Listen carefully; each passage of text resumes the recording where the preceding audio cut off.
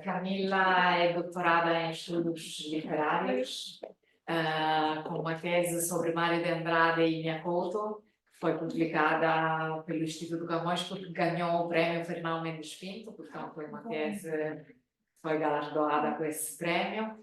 Agora é professora da Universidade de Leiden, investigadora do Leiden University Center for Arts and Society. E acabou de ganhar um projeto do European Research Council, de que nos vai falar, portanto é realmente uma pessoa do topo que temos aqui e é um grande prazer tê-la conosco. Obrigada, Camila. Bom, obrigada, Teresa. Muito obrigada. Muito obrigada pelo convite, pela presença. Pronto, o que eu propus para fazer hoje é falar, antes de entrar propriamente dito no meu projeto, que acabou de começar agora em janeiro, discutir os debates teóricos e metodológicos que deram origem à ideia que eu tive para escrever a proposta e que são coisas que eu e agora o meu grupo, que já tem um estudante de doutoramento e uma investigadora de pós-doutorado, o grupo vai crescer no próximo ano, com 2 artistas que vamos contratar também. Mas são questões que vamos ter de repensar e debater ao longo do projeto. Então, não são questões fechadas, eu vou apresentar os debates que surgiram nas últimas décadas e uma resposta que, por enquanto, é uma resposta provisória. Que não temos respostas certas ainda, espero, ao fim de 5 anos do projeto, vamos poder dar aqui uma contribuição para este debate, mas eu gostava de ouvir todo tipo de comentário, feedback, impressões, porque, de facto, não são questões que sejam muito óbvias. Então, pronto.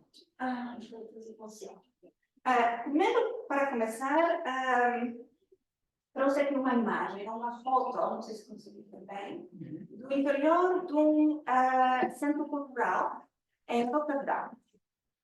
O que é interessante sobre esta imagem, não conseguimos captar tudo, depois aqui conseguem ver o início de uma outra fonte, que é a fonte de Erasmus, que é o símbolo de Rotterdam, e a imagem do porto. Esta ponte aqui é uma ponte imaginária. É a ponte que houve vários planos de construir uma ponte entre as ilhas de São e São Pedro, para facilitar as transcontinentais e o movimento entre as 2 ilhas, que nunca acabaram de ser feito. Mas, no entanto, o artista que fez este mural e os artistas, que eram donos daquele espaço, decidiram pintar esta ponte como uma ligação afetiva entre Rotterdam, de facto, e as ilhas onde se tinham a Inglaterra.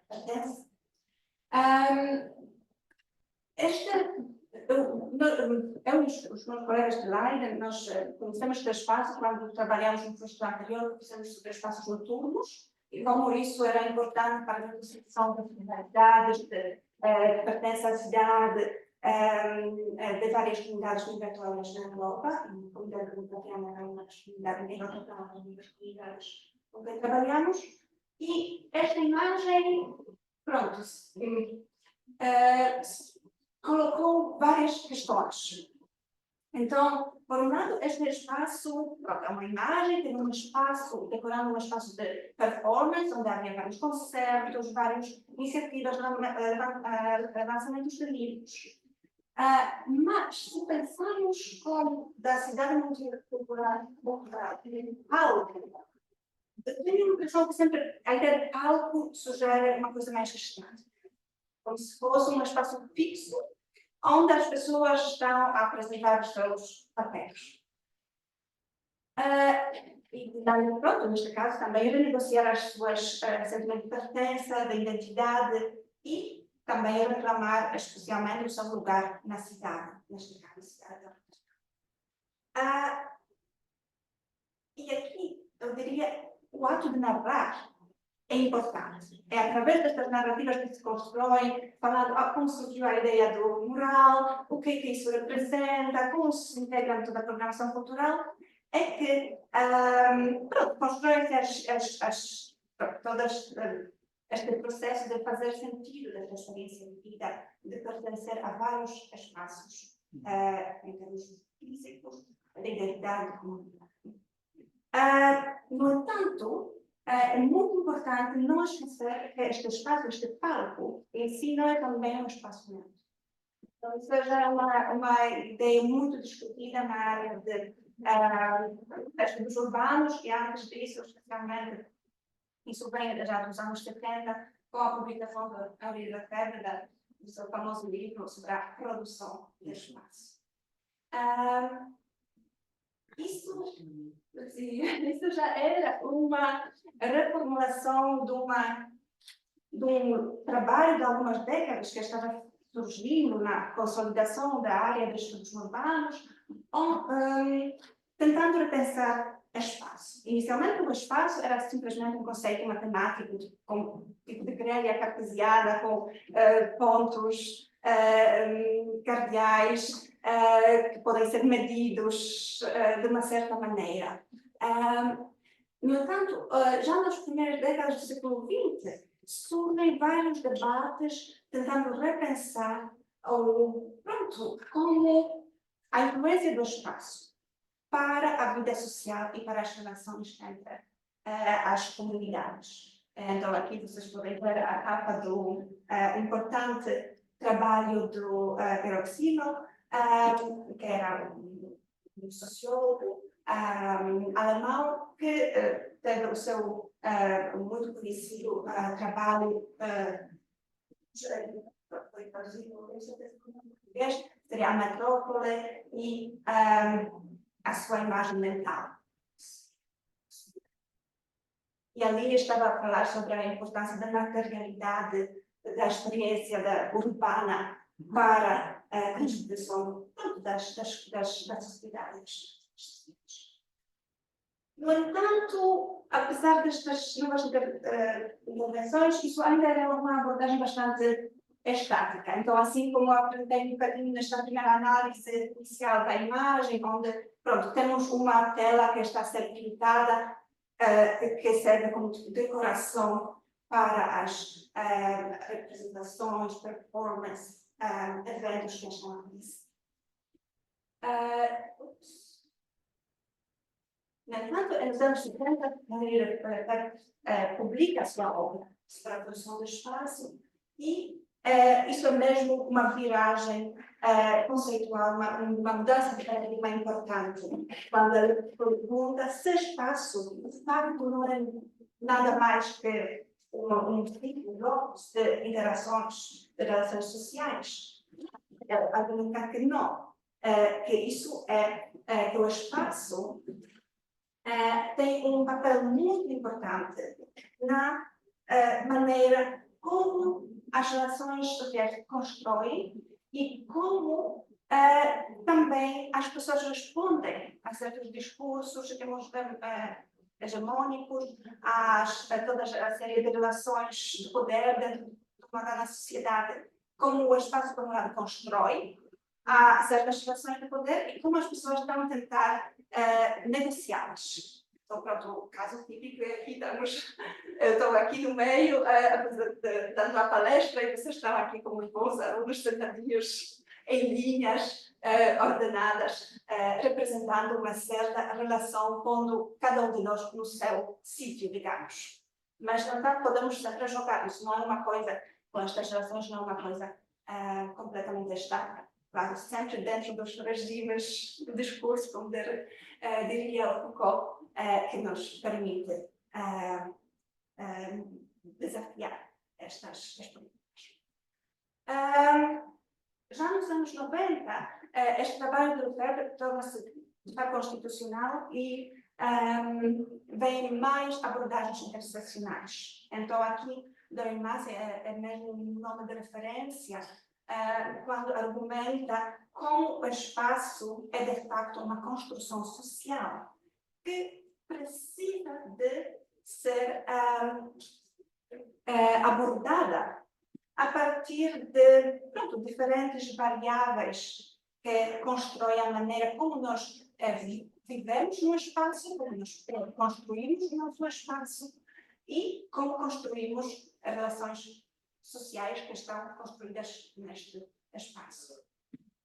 E sempre apontando para como este processo é dinâmico. Então, não é uma coisa que está dada, mas que, através de cada interação social, está a ser renegociada constantemente.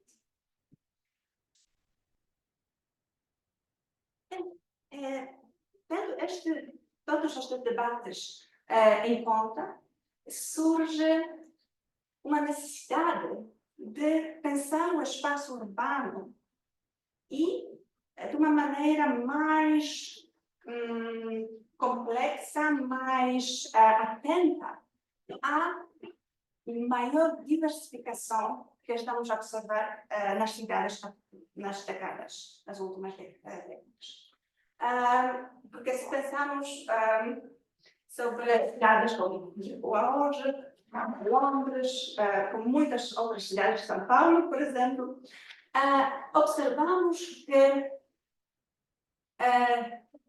se pensarmos como descrever a diversidade, quais são as diferentes categorias que usaríamos? E vamos ver que há muita que a maneira como as pessoas vão experienciar o espaço, como vão construir o seu espaço de pertença, vai depender de muitas variedades, muitas variáveis que estão a afetar a maneira como elas movimentam este espaço. Então, respondendo a esta chamada Dori Massey, que estava a argumentar que precisamos de usar abordagens interseccionais, Steven Berkowitz introduz o conceito de superdiversidade. Por que superdiversidade? Porque diversidade não bastava. Justamente quando estudamos no discurso público, mas também em grande parte do discurso acadêmico, quando pensamos na diversidade, isso logo aponta para a questão da diversidade étnica.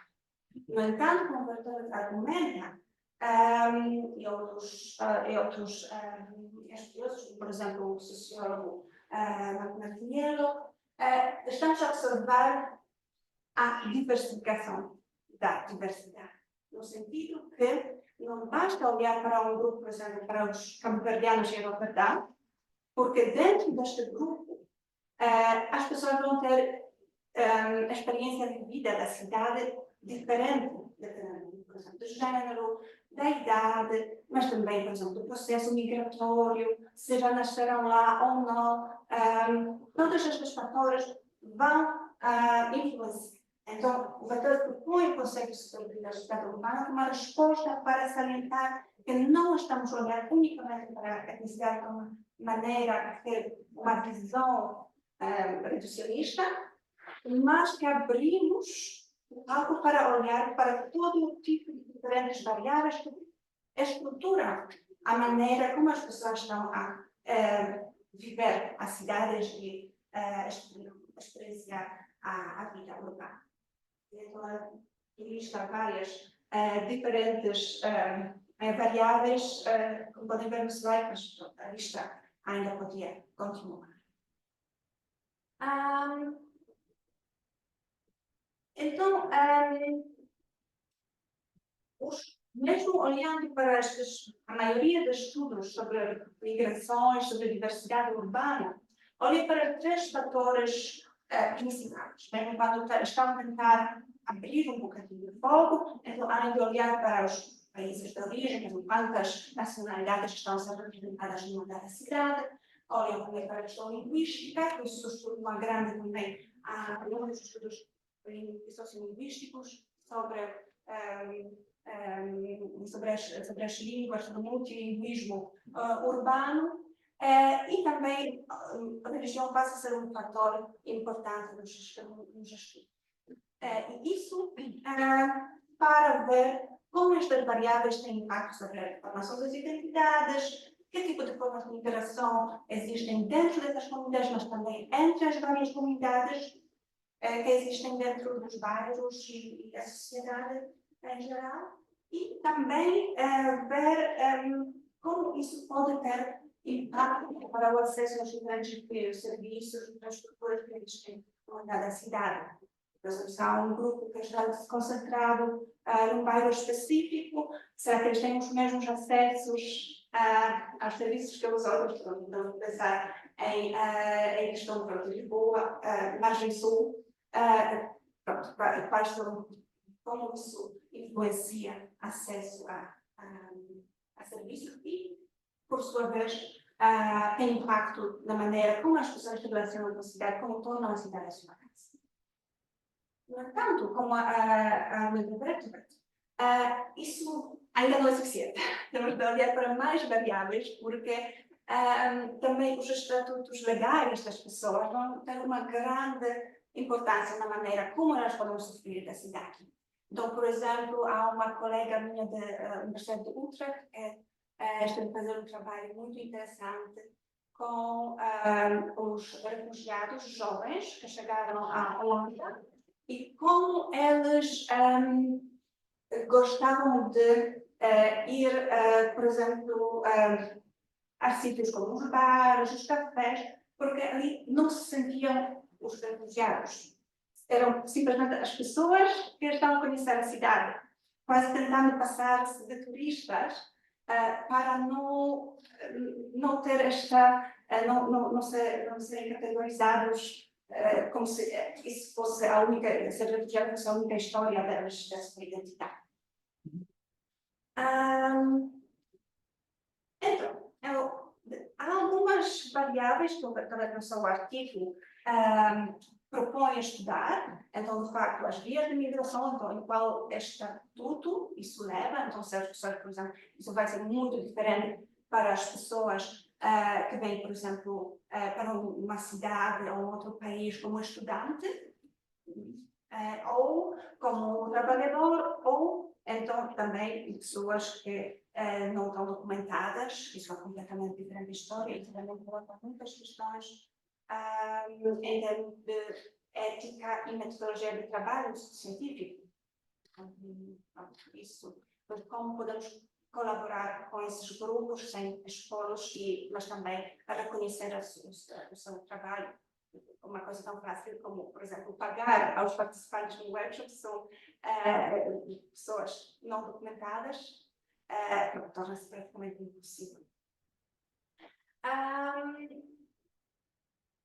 Depois a questão, claro, de género, mas também idade, geração. E depois há uma questão muito interessante que é a questão do próprio espaço. Então, há, por exemplo, bairros que são claramente conhecidos como típicos bairros multiculturais, que onde as pessoas encontram-se nas lojas, nos eventos culturais mais do bairro. Ou há também casos, como por exemplo, o caso da comunidade africana em Roterdão, que é uma comunidade que é muito ligada, claro, com as suas, sempre com as suas particularidades, mas que é muito ligada a um bairro específico de Roterdão. É como a primeira vaga das migrações foram os homens que vieram trabalhar no Porto, eles todos viviam nas casas à volta do bairro chamado Delfshaven, porque era conveniente, e as casas eram caras, surgiam lá muitas pensões, onde os trabalhadores podiam morar, e depois quando vieram também as famílias e outras pessoas, a maioria, eu diria que 80% de toda a população cabo-verdiana na Holanda mora naquele bairro. Então, isso também vai criar uma dinâmica bem diferente de como as pessoas estão a renegociar a sua pertença nesse espaço. E outro ponto importante para considerar para ver era a questão do transnacionalismo. Eu aqui, da minha experiência de trabalhar com várias comunidades, diria que não é só o transnacionalismo que nos vemos muito típico em vários estudos, que é a ligação entre, por exemplo, digamos, pessoas com ligação a Moçambique em Lisboa e Moçambique, ou em Roterdão, ligação a Cabo Verde. O que é importante e muito interessante é também, frequentemente, as relações entre as várias comunidades diaspóricas. Então, por exemplo, uma coisa que surgiu no projeto onde eu participei há uns anos foram as ligações culturais entre a diáspora cabo-verdiana em Roterdão e em Lisboa. E como estes trânsitos ocorrem, então isso é também uma coisa que pode ser interessante para estudar. Há uns argumentos apresentados nos estudos sobre a ideia de casa que apontam para uma construção mais dinâmica da noção de casa, como a mobilidade é importante ali, e mobilidade de facto pode ser, por exemplo, visitar um amigo numa outra cidade para sentir-se mais perto de casa, mas que não seja num espaço, que seja de outros.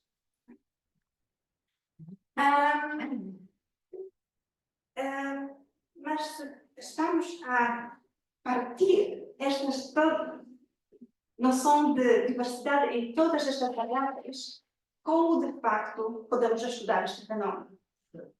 Porque torna-se muito, ou vamos por uma via muito quantitativa, onde começamos a recolher dados numéricos e tentar ver as correlações, mas se queremos ter um estudo mais qualitativo sobre a vivência das pessoas, como elas próprias experienciam isso, como de facto podemos identificar certas maneiras de construir a pertença sem perder o foco nesta diversificação, diversidade. Então, Bertolt sugere uns pontos, também foi sugeriu, claro, como é cientista social, que eu não sou, por mais que pareça agora, sugere também algumas abordagens quantitativas, de facto, mas em casos que são mais interessantes para mim, ele sugere, por exemplo, estudos etnográficos comparados entre várias localizações, ou envolvendo diferentes comunidades dentro da mesma localização, então para tentar captar esta diferença e mais tentar encontrar umas vias de, eu não diria de comparação necessariamente, não de encontrar padrões, mas de captar como esta experiência de vida pode influenciar, pode aprofundar a nossa percepção de conceitos, como o conceito de diversidade em si. E então também a revisão da abordagem situacional, então isso é uma abordagem de ciências sociais, estabelecida nos anos 50, que é importante também não só abordar como as pessoas conceitualizam a sua experiência, mas também olhar para o contexto, como, por exemplo, as políticas públicas, infraestruturas que podem influenciar a sua experiência e, isso é importante reter para contextualizar a experiência das pessoas. No entanto, esta abordagem parece muitas sugestões concretas em que direção podíamos ir para tentar captar estes fenómenos. No entanto, ainda não é muito, eu diria, refinada ao nível conceitual. Porque atualmente, nos últimos poucos, 10 anos, temos muito debate sobre a questão de migração em si e a sua ligação, especialmente no discurso público, à questão da etnicidade. Vamos, de facto, tentando oferecer um estudo que desessencialize certas identidades, comunidades, de facto, acaba por criar umas narrativas essencialistas. Aqui podem ver, então, na primeira semana de julho vai haver uma conferência da NISCO, da Rede de Estudos sobre Migrações aqui no ISCTE, que é justamente chamada Migration as a Social Construct, a Reflective, onde justamente a ideia de discutir como os estudos de migração estão ligados com a ideia de migração ligada à noção de Estado-nação. Porque é importante também criar uma certa distinção entre a questão de mobilidade, eu sei que a nossa colega Yolanda depende muito, e migração. A mobilidade é basicamente a característica intrínseca de toda a história da humanidade, enquanto migração é uma construção política que é solidificada com a emergência da noção do Estado-nação, para controlar o movimento das pessoas entre vários Estados, de facto. Só uma pequena nota de rodapé, normalmente as pessoas associam a isso, a este processo foi muito intensificado com a Primeira Guerra Mundial. Foi ali que, por exemplo, a noção de passaporte foi introduzido na Europa. No entanto, há também os exemplos da época ainda não moderna. Por exemplo, há um colega meu em Leiden que estudou a questão do controle fronteiriço entre o Império Habsburgo e o Império Otomano, então já no século XVII, mas ali não havia tanto foco em restrição de mobilidade. Então, migração, o próprio conceito de migração é muito intrinsecamente relacionado com a questão de fechar as fronteiras. Então, se assumimos que os próprios estudos de migração estão relacionados com esta ontologia, com esta nação, quais são as implicações práticas? E Daphne argumenta que há um grande risco se não olharmos criticamente e de maneira reflexiva sobre a terminologia que está a ser usada, sobre a metodologia do trabalho, que estamos a mesmo propagar uma certa naturalização de diferença, vista como diferença muitas vezes étnica e de origem nacional. Então, não necessariamente uma característica essencial. Mas, no entanto, pronto, como Dani pergunta, se os estudos de migração surgiram do conceito que é ligado à formação da Estado-nação, será que nós conseguimos imaginar os estudos de migração que não têm esta implicação? Será possível de todo? Como podemos lidar com isso? Dahmer propõe umas certas estratégias para ter uma abordagem mais reflexiva e estou muito curiosa para ouvir as propostas agora na próxima conferência da início. Eu comecei a discutir estes tópicos, estas abordagens, antes de ver a chamada para esta conferência, então fiquei muito feliz contente de ver que há uma resposta da academia tentar repensar estas questões. O que Dahmer propõe é, primeiro, ter uma clara distinção entre as categorias chamadas de senso comum, que são utilizadas no discurso público, nas políticas públicas, e, de facto, as categorias analíticas que nós, como académicos, usamos na nossa análise. Às vezes, eles podem ser desejado usar as mesmas, mas é preciso muito claramente definir e como estamos a usar estas categorias, porque se trabalhamos com entrevistas que já foram colecionadas e estão disponíveis no certo arquivo com uma certa categorização. São entrevistas com os angolanos em Lisboa, digamos assim. Será que nós podemos, até que ponto podemos renegociar estas categorizações? Ou se trabalhamos com dados numéricos e temos dados que estão coletados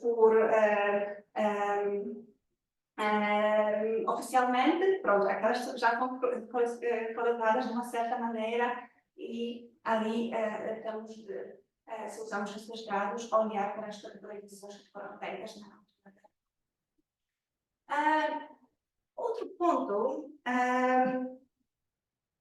que eu achei muito curioso, não vou primeiro falar do terceiro ponto, que é a mudança de foco da análise.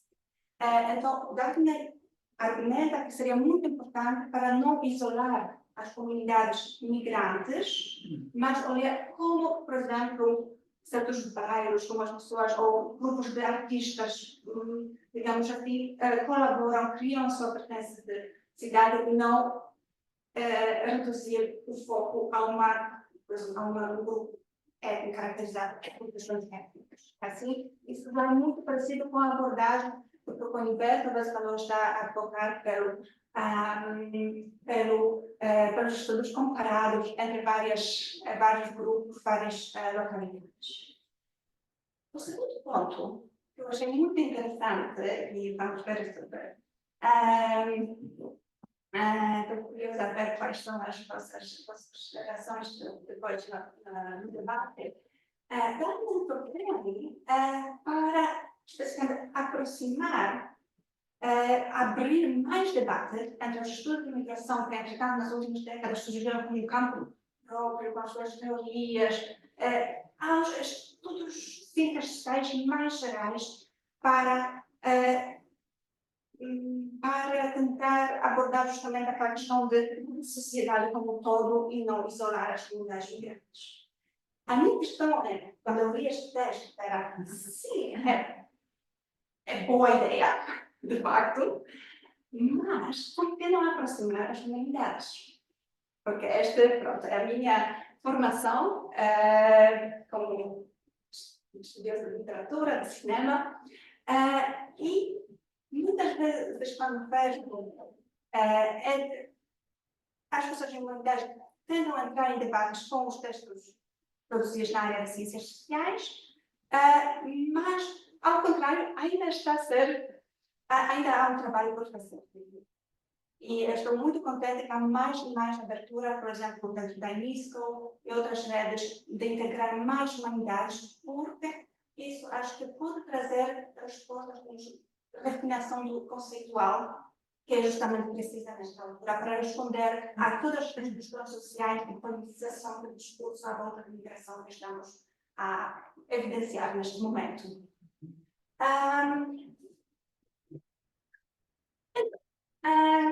Vou falar um bocadinho sobre o que nos podem trazer as abordagens artísticas e literárias, antes de passar para as abordagens numéricas. Aqui podem ver a capa do número especial que organizamos no projeto anterior da noite, onde está disponível online, Open Access, onde temos várias contribuições, justamente. Textos mais académicos, mas contribuições de artistas, os seus documentos, testemunhos, e também imagens, fotografia, texto criativo, para tentar captar como as pessoas já imaginam a noite urbana, especialmente logo no fim da pandemia, que foi um marco tão importante, porque de facto todo o movimento à noite, toda a vida social à noite foi restrita.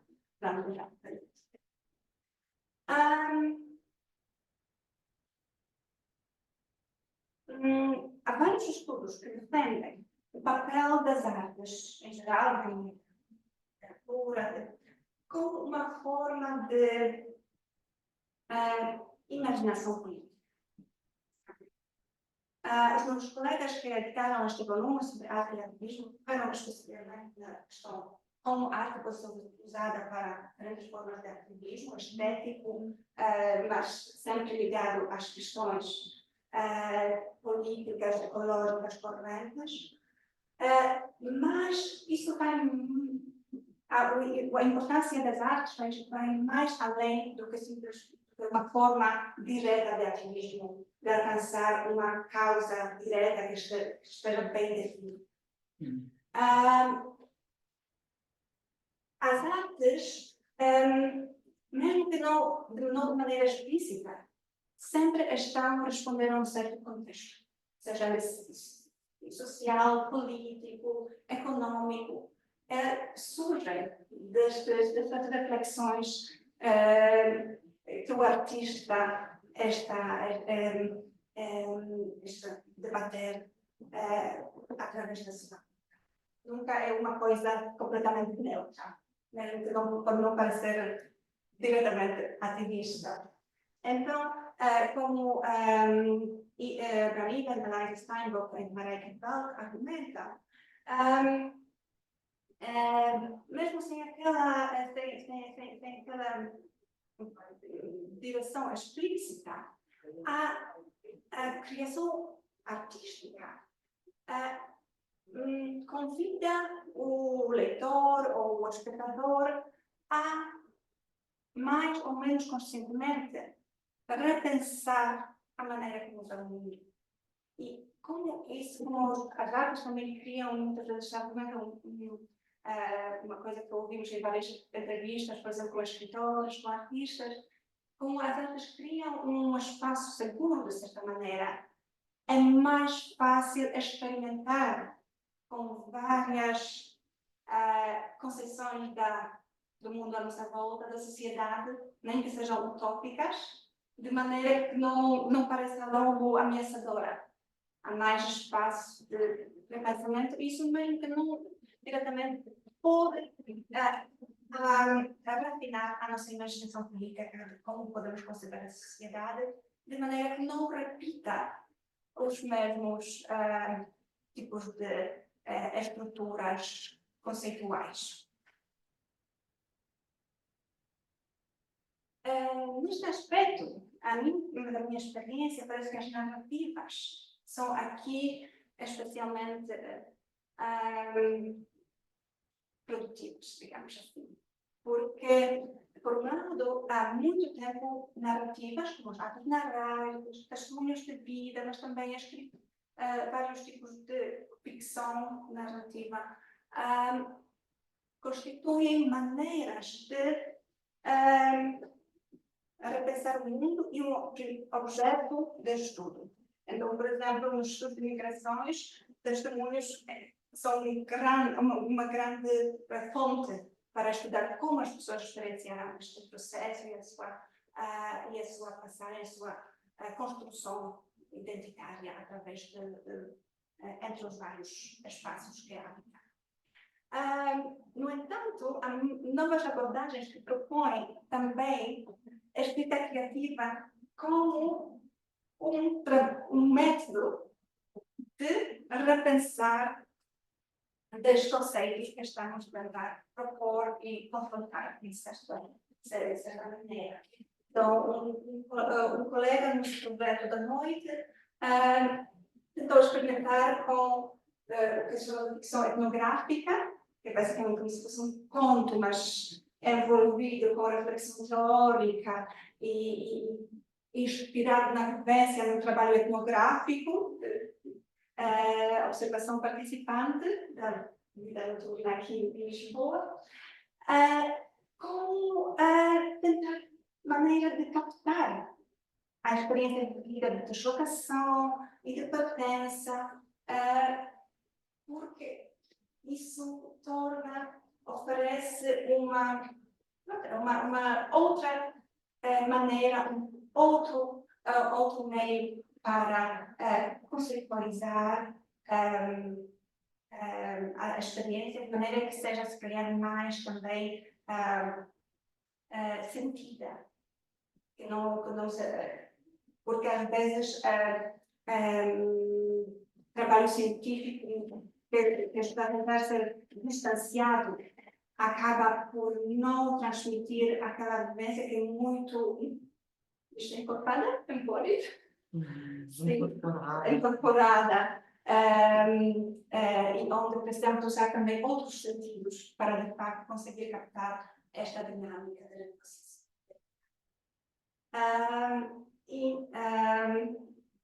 Reformular os nossos próprios estratégias. No entanto, o que há uns trabalhos recentes que nos mostram que quando estamos a trabalhar com as narrativas, é muito importante também o modo que usamos de ler, a linha interpretativa, se estamos preparados para entrar na narrativa sem olhar para ela através de todas estas lentes que já estão naturalizadas no nosso modo de olhar. Aqui trouxe uma citação de um artigo de uma colega minha, que escreveu um artigo sobre este livro de poemas do poeta Yahya Hassan, que foi um poeta palestiniano de Marrakech, que morreu há pouco tempo, muito jovem, com 24 anos. Mas este livro tornou-se um grande best-seller com mais de 100.000 exemplares vendidos. E causou muita polêmica de todos os lados políticos de discurso sobre as questões de migração e integração, que são muito politizadas neste momento na Dinamarca. Porque, basicamente, dependendo de perspectiva, digamos, ideológica, a leitura destes poemas era muito diferente. Este livro de poemas apresenta, é inspirado na experiência do Hassan como jovem que passou por todo o sistema de apoio do Estado e de reeducação quando há jovens que estão em vias de ter problemas na escola, problemas com criminalidade, depois estão a ser acompanhados por todo o sistema social de assistência. E foi baseado nesta experiência dela que ela publicou este livro de poemas. E houve uma parte de sociedade e que viu isso como confirmação, por um lado, de os migrantes causam problemas, os outros, do outro lado, estavam a dizer isso que mostra a falha todo o sistema dinamarquês de integração. Dependendo do olhar, cada um usava usava isso como justificação para a sua posição política. Então, Wiebke Sievers argumenta neste texto que as obras literárias têm um grande potencial de desafiar as nossas estratégias, mas o leitor tem de estar pronto de olhar para a obra justamente sem essencialidade, sem olhar para aquilo como representativo de uma comunidade, mas olhar para aquilo como uma experiência individual do autor que nos pode trazer novas ideias, novas conceitualizações sobre os conceitos gerais, mas não tentar justamente essencializar e pensar isso como um exemplo. Então, são estas as questões que eu tive a repensar e debater quando estava a escrever a proposta para o meu projeto.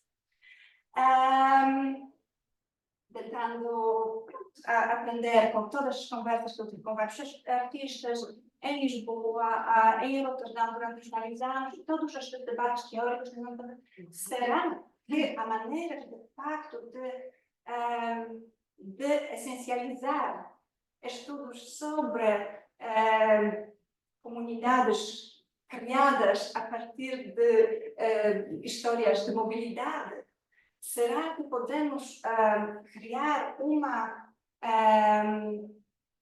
ferramenta conceitual teórica que nos ajude a alcançar aquilo que o Wiebke Sievers estava a propor, que é ter um modo de ler que não essencializa e olha para as narrativas que as pessoas constroem sobre a sua vivência na cidade de maneira que, de facto, nos permite aprender uma coisa nova e sempre reformular as nossas próprias restrições conceituais que existem. Então, no projeto, eu propus estudar estas duas cidades, que estou mais familiar e que têm uma característica interessante, que são duas cidades portuárias. Lisboa não mais, não tem um grande porto, mas, no entanto, o Rio continua a ser um marco geográfico muito importante, e Rotterdam, que continua a ser um dos maiores portos no mundo. E o que é também interessante é que as cidades portuárias não só, de facto, normalmente têm muitas comunidades migrantes, digamos assim, mas também muitas vezes apresentam a si próprias como supostamente abertas ao mundo, porque nós estamos ao pé da água, estamos a receber todo tipo de diversidade, somos muito cosmopolitas. E isso muitas vezes vê-se nos discursos públicos, nas maneiras como as cidades também criam as suas próprias campanhas de apresentação, muitas vezes tem aqueles slogans que aparecem.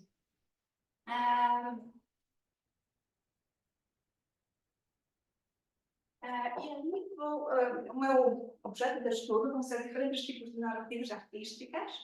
Vou olhar para cinema, teatro, literatura escrita e também literatura oral. Claro que isso depois abre todas as discussões. O que é cinema de literatura oral? Será que, por exemplo, o rap também é ou não é? Se vai entrar, vamos ver.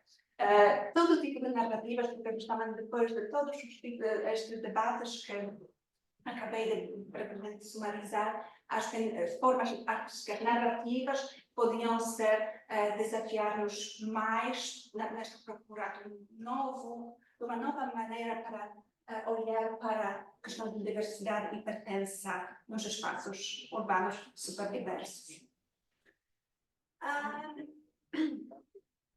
Depois, o nome do projeto é Arquivos, como os arquivos artísticos, que estas narrativas constroem um arquivo alternativo, de facto, da vivência na cidade. E no arquivo tradicional, se pensarmos nisso, todo o tipo de fontes que estão lá catalogadas têm de ser categorizadas de uma maneira muito precisa. Têm de estar na sua gavetinha, ordenados devido a alguns critérios específicos que foi decidido na altura das processos. Então, normalmente o arquivo tradicional seria justamente como uma caixinha onde a experiência encaixaria. Então, o que eu proponho é partir daqueles debates de estudos urbanos, de estudos de migrações e também de estudos de arquivos críticos, para tentar abrir estas caixinhas e tentar ver o que acontece e será que é possível encontrar uma terminologia, um tipo de olhar que nos permita captar estas todas nuances à volta da diferença, mas que a conversa continua. Porque se apagamos todo tipo de categorizações, também a nossa pesquisa torna-se impossível. Então, onde está o ponto que podemos alcançar? Nos estudos de arquivo críticos, pronto, aquele surge tudo do Derrida e a sua febre dos arquivos. Mas atualmente isso é um campo de estudos próprios que tem contributos muito interessantes. Então, os arquivos atuais também estão a mudar e evoluir e estou a aprender com estes debates e tentar traduzi-los para o campo de estudos artísticos e com foco na questão da diversidade. O que é importante sempre ter em conta é que o arquivo não é só uma questão prática. Queremos ter uma memória, um tipo de um sítio onde podemos guardar as narrativas do passado e todo o tipo de documentação sobre este passado, mas também isso é um mecanismo de poder. Porque se uma narrativa está arquivada, isso significa que passa a ser a narrativa oficial. Então, depois há sempre aquele debate, o que está representado nos arquivos? Que tipo de histórias nos arquivos? Nas leituras que comecei, estão a discutir com os colegas, encontrei duas abordagens que potencialmente podem ser muito interessantes para esta abordagem artística que estou. Uma questão é o conceito, a metodologia de queer, que era uma metodologia homogênica,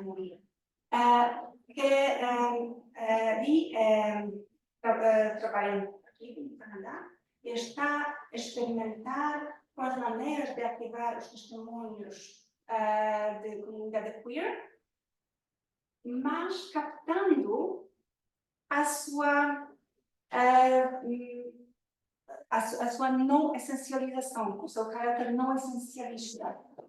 Porque se fala sobre a questão de becoming and unbecoming como um processo que está sempre a ocorrer, como as pessoas na sua negociação identitária passam entre estes processos e captar uma narrativa, isso é uma narrativa captada num dado momento, que não representa esta passagem entre a identidade, mas passa a ser, estou neste momento.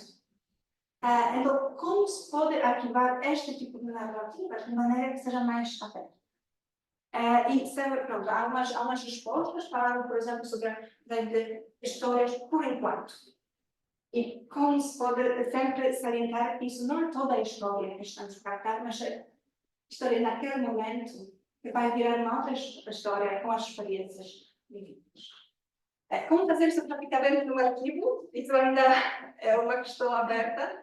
E como nós podemos adaptar isso para o nosso projeto é uma coisa que vamos experimentar, espero com vários artistas para tentar ver se encontramos uma maneira criativa de alcançar aqui. Um outro conceito muito importante para nós é o conceito de imaginários arquivistas impossíveis. Gilman e Caswell trabalharam com este conceito como resposta à necessidade das comunidades de repensar afetivamente as fontes que não existem nos arquivos ou não estão acessíveis de alguma maneira. Porque há muita coisa, como o arquivo é uma estrutura que foi influenciada pelas relações de poder na altura, muita coisa que não foi arquivada ou não pode ser arquivada, ou simplesmente ficou selada por uma outra razão e não está acessível. Então, como as comunidades estão a tentar preencher esta lacuna? E como isso, estas diferentes maneiras de lidar, de criar umas narrativas à volta deste vazio que existe no arquivo, como isso cria uma resposta afetiva a toda esta abordagem mais burocrática de uma fonte que está numa gavetinha no arquivo com certo número de cada.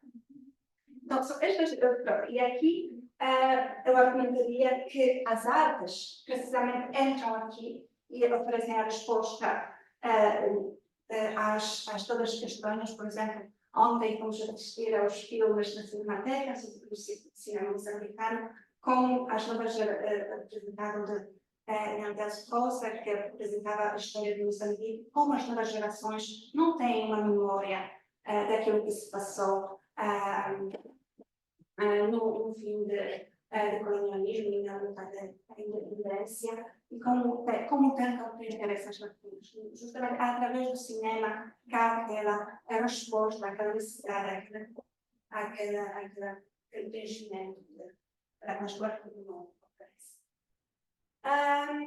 Então, o que vamos propor fazer no projeto é começar por mapear.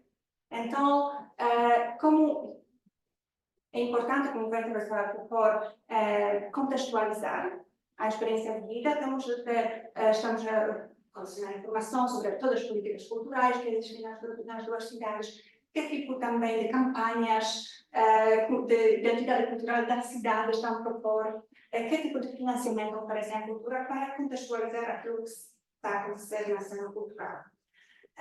E que tipo de espaços estão a ser usados? Se há espaços fixos, espaços móveis, como as pessoas tentam negociar, que tipo de espaços estão abertos, a que tipo de comunidades e onde, por exemplo, aqui ou no outro lado e mapear as narrativas que existem, que explorem as cidades em questão em relação à sua diversidade e como os artistas estão a tentar representar a diversidade de uma maneira que seja uma visão artística comunitária popular deles. Na segunda fase, que estas fases estão muito intercaladas umas com outras, vão sempre fazendo comunicada, com o projeto de humanidades, tentamos sentir a cidade, entrevistar as pessoas, mas também vamos querer pedir aos artistas que podemos segui-los nas suas andanças pela cidade, nos atividades ensaios, para ver como eles se movimentam para a cidade, como eles sentem a cidade através do movimento. E, afinal, pronto, vamos envolver artistas também nos workshops e debates para ver qual é a sua experiência vivida. E, importantemente, pronto, vamos analisar, vamos fazer análise cultural das diferentes apresentações, mas neste trabalho tentar imaginar uma outra mente para olhar a diversidade urbana. Vamos também, temos planeado 2 projetos criativos, um em Roterdão, um em Lisboa, para tentar testar aquelas, pronto, ver um novo projeto, como nós podemos, na parte de produção, ir conversando com os artistas, colocando questões uns aos outros, para estimular e ver qual é a narrativa que está a ser construída, para apresentar uma história particular da cidade que não seja essencialista. Para isso é muito importante esse trabalho com os artistas. Então, a partir de janeiro vamos contar para um tempo parcial um artista em Lisboa, um artista em Roterdão e também, além disso, temos orçamento para os trabalhos públicos. Experimentar, basicamente, e tentar.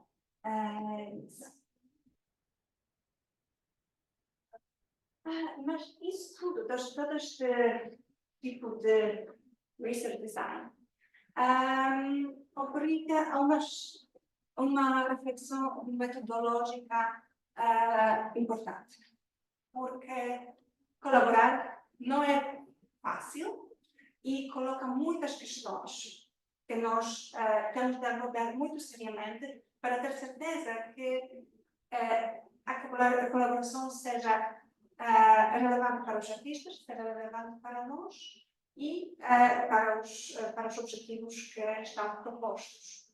No entanto, aqui há várias questões que se colocam. Uma questão muito importante é a questão de coautoria. Coautoria no sentido que pode ser questão de escrever coisas em conjunto, a coisa mais fácil, ter os nomes na capa, mas ter os nomes na capa não significa que já não devemos mais pensar nas relações de poder que também existem dentro da academia.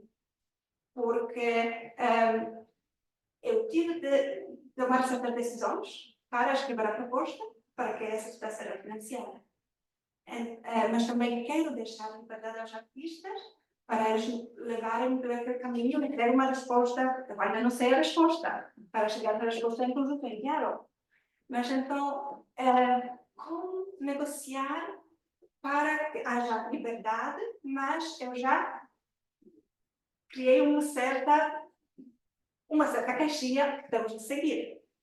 Então, como podemos abrir e até que ponto isso é possível? Para, de facto, ter coautoria, partilha de conhecimento que seja valiosa e que, de facto, possa trazer uma uma abordagem mais decolonial e mais participativa. Nas últimas semanas, com os meus colegas, estive a ler discutir vários livros sobre as abordagens participativas e, especificamente, participativas em artes. Porque o grande desafio é que, enquanto as abordagens participativas mais orientadas para as ciências sociais são não completamente controladas, mas têm mais controle, quando nos viramos para a pesquisa mais artística, o controle já não é tão possível nem desejável. Então, por exemplo, este novo livro que acabou de sair agora em março deste ano, de Frank Kuchner, Methodology of User Design and Artistic Research, salienta que se quisermos ter muito controle num projeto artístico, acabamos por não ter resultados valiosos. Então, como assegurar este diálogo que permita, por um lado, levar o projeto aos seus objetivos, mas apreciar a emergência de novas vias que vão naturalmente surgindo e, de facto, apreciá-las, porque aqui é preciso sempre deixar esta questão de abertura. Então, isso são mais questões que eu estou a colocar, se vocês quiserem debater. Muito obrigada pela vossa paciência e estou aberta a todas as perguntas e comentários.